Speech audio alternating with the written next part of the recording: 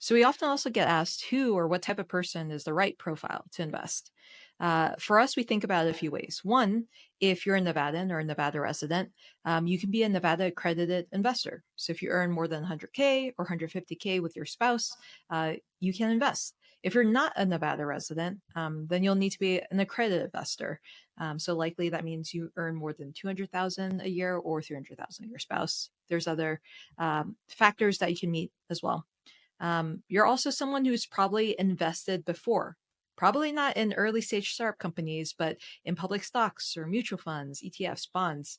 And in this case, you're interested in starting to angel invest, the opportunity to invest in your company, to invest in companies and founders at the earliest stage.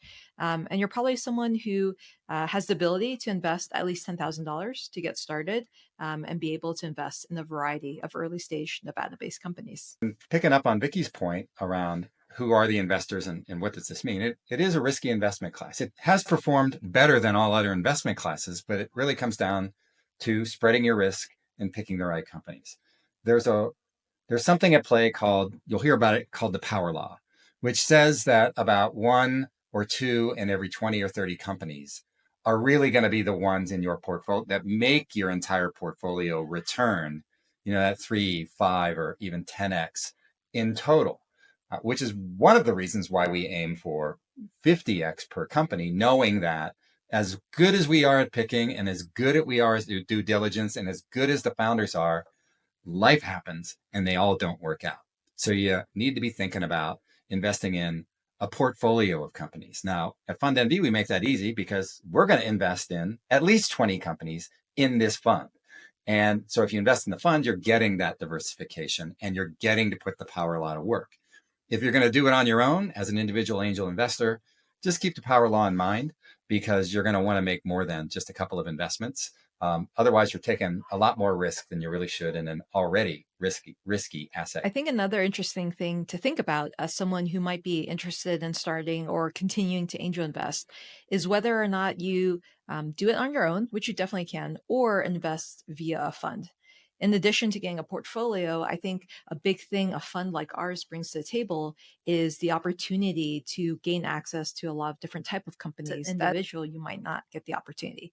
Like if you think about when Google or Uber first raised money, the founders likely pitched a very small circle of their friends and family. And if you were not in that circle, it would have been very hard to hear about that company in those early stages and get investment opportunity.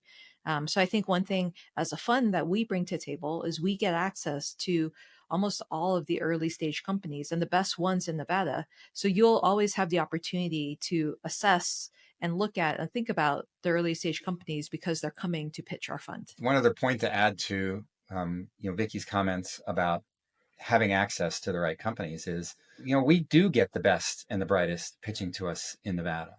But because we're out there in the marketplace and we're well known, we do get access to companies outside Nevada, really interesting things from outside Nevada that either somebody in our network brings to us or they've just heard of us and they come looking.